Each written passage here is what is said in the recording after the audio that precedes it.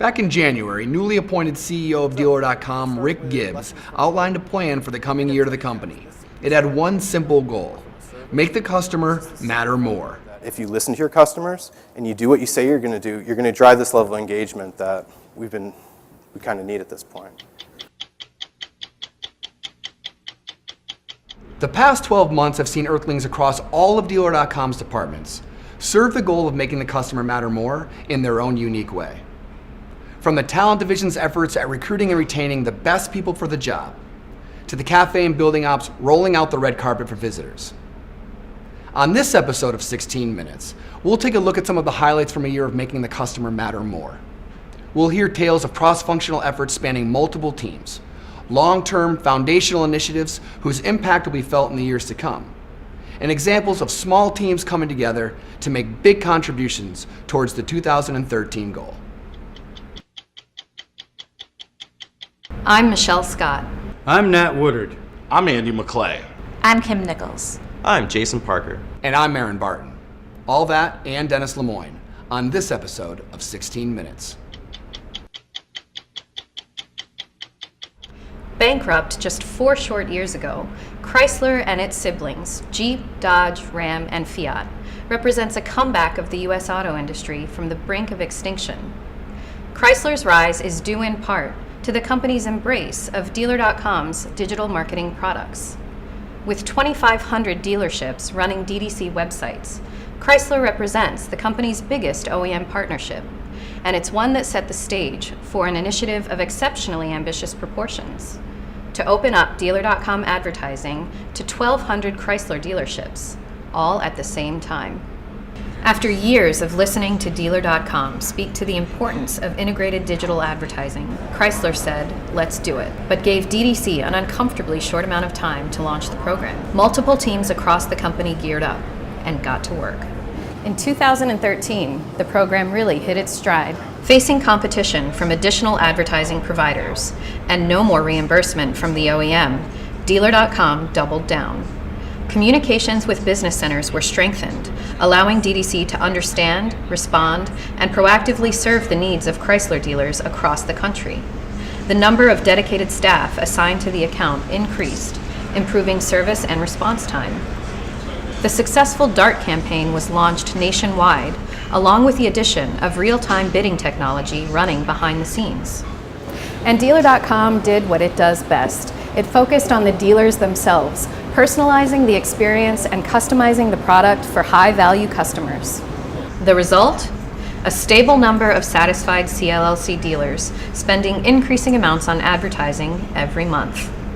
What began in 2012 as a scramble to meet an OEM challenge transformed into a story of Dealer.com once again proving to dealers of all sizes how much they matter. And it's all the result of a large group of cross-functional teams coming together, focusing on a goal, and seeing it through to continued success. What's on the horizon for Dealer.com and our biggest OEM client? In 2014, with Chrysler dealers across the country demanding it, the company will begin to transition 2,500 CLLC dealers onto V9 sites. If you're looking for a way to keep making the customer matter more, look no further than that. Remember hitting the reset button in video games? It was a chance to start over, and it was no big deal.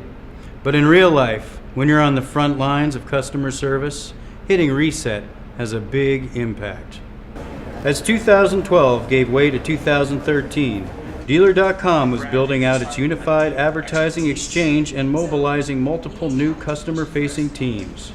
Those changes added new complexity for those at the forefront of Dealer.com customer service. In the year of making the customer matter more, it became clear that the conventional approach to handling this evolution wasn't going to be enough. Customer service for a new Dealer.com era required a change, a reset. So what was the DA reset? Please don't call it a f***ing reset. It's really a continuous evolution about putting the customer at the center of our decision. It's also not just about customer service. It's the whole company coming together and viewing the customer in a way that they deserve to be seen.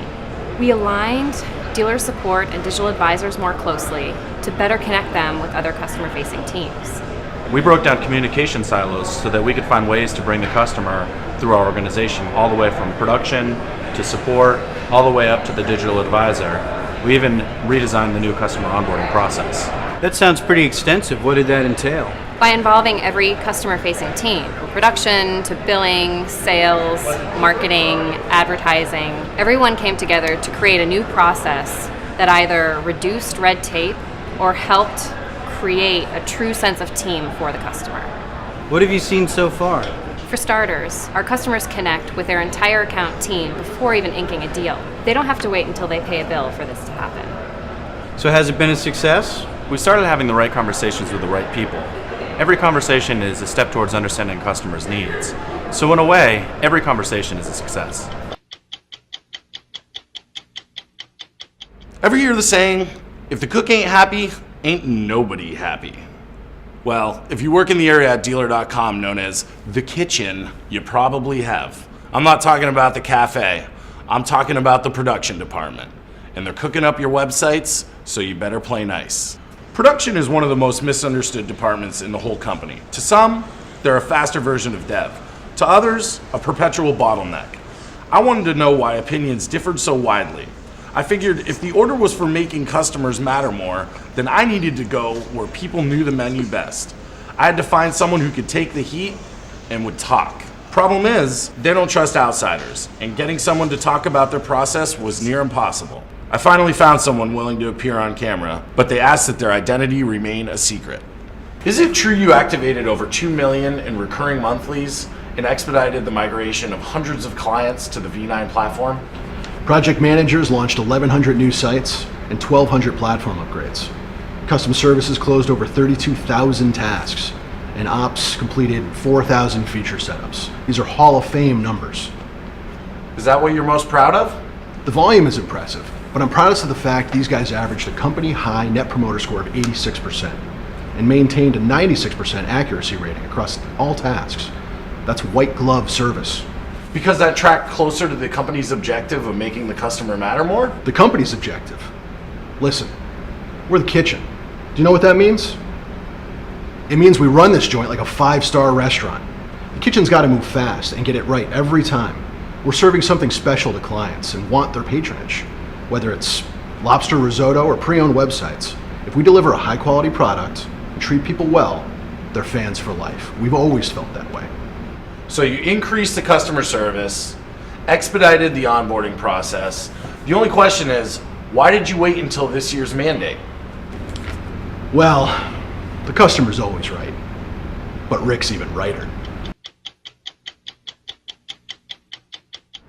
When you hear the word Scrum, your mind, like mine, probably thinks back to the rugby team that you didn't play for in college. But here, in the world of engineering at Dealer.com, Scrum is just one term in a lexicon that surrounds Agile, the new way products are built here. It's got people talking about how much better it is for our customers and exactly where it is that we can take it in the future. This is Ross Hughes. Handsome, isn't he? Ross has been involved in the transformation of engineering over into an Agile process since the beginning. We sat with Ross to ask him about how Agile works and how it helped make the customer matter more. Ross, what is Agile? Agile is a product development methodology where we organize ourselves into small cross-functional teams and deliver as much customer value as we can in 2 weeks. Then we learn how to improve on that and do it again. It's perfect for a small dynamic company like us. About how many teams do we have? When we start our next sprint, we'll have 21 Scrum teams. What team has the best name? I think the best name is 2 weeks notice. Not sure exactly what they're going for there, but I think it's funny. How is this all impacting our backlog? Well, the backlog is really just a prioritized list of everything that we need to do. The value of that is it really focuses everybody on the most important things in the business right now. Before the Agile transition, I think that alignment was harder to see. Rick Gibbs said, make the customer matter more. Has Agile and engineering achieved this goal? Well, in engineering now, we're associating customer value to every backlog item that teams are working on. So we should have a pretty good idea of how we're benefiting the customer. If we can't deliver that work or a piece of that work within a 2-week sprint, maybe somehow we've over-engineered it. Have there been benefits to Dealer.com's processes and people? For the people working on the Scrum teams, definitely. There's a sense of empowerment and camaraderie with working on these small teams. And management has appreciated the transparency of being able to see exactly what was accomplished every 2 weeks. But maybe most importantly is we're seeing some productivity gains already. The Web PDT, they've measured a 14% improvement of the productivity before going to Agile compared to after going to Agile. So I can walk and chew gum at the same time. Is that Agile?